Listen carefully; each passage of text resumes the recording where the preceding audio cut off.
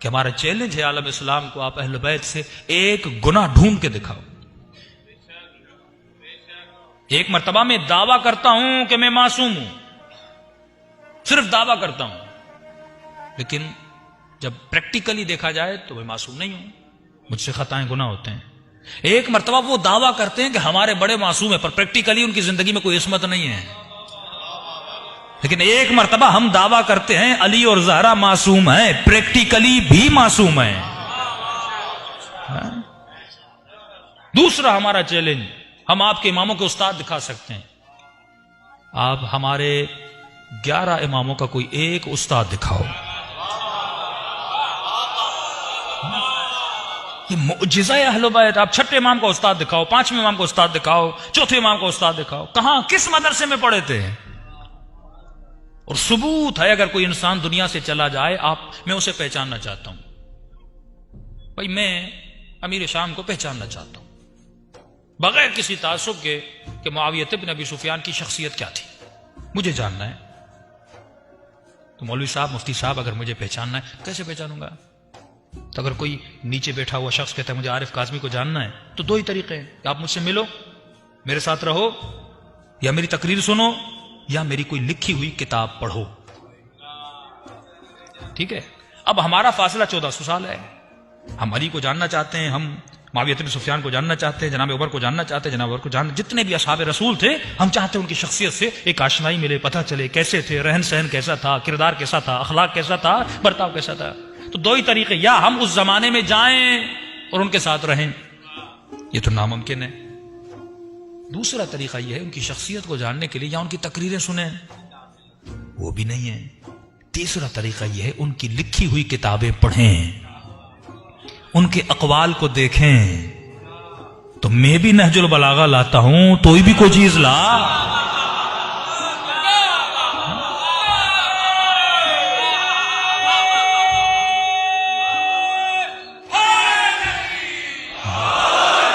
ایک ٹاپک اختیار کرتے، مثلا ٹاپک اخلاق، میں اخلاق کے بارے میں اپنے تمام تر ائمہ کے اقوال لاتا ہوں کہ معصوم نے کیا فرمایا، انسان اخلاق کیسے حاصل کرے، میں بھی لاتا ہوں، تو بھی لا۔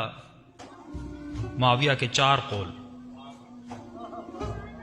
یہ سمپل بات ہے، اس میں تعصب تو ہے نہیں۔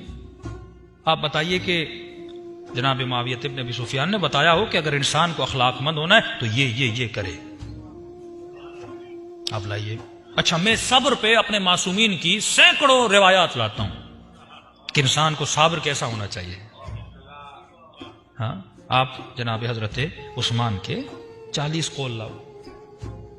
ہاں، خدا سے کیسے بات کرنی ہے،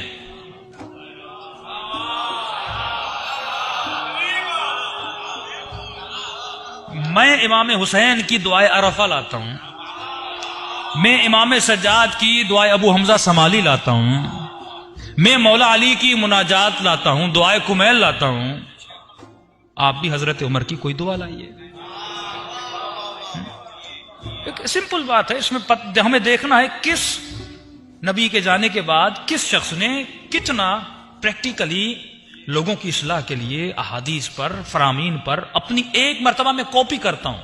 اہل بیت کا کمال دیکھیے۔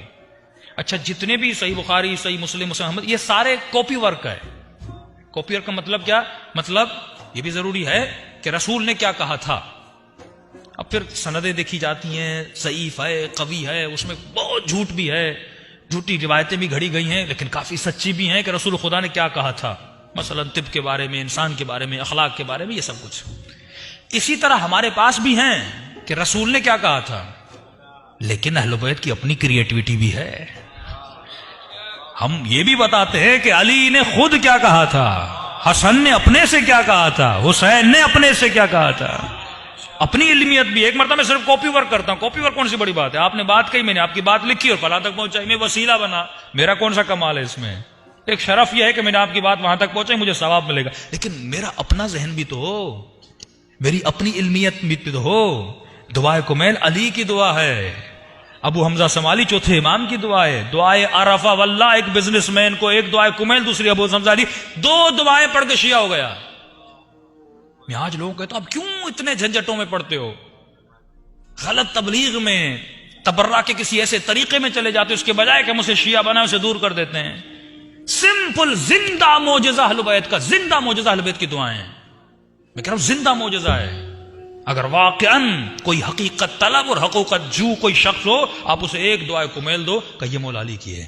اب تو علم کو بھیٹنا شروع کر، علی کہاں تھے اور وہ کہاں تھے.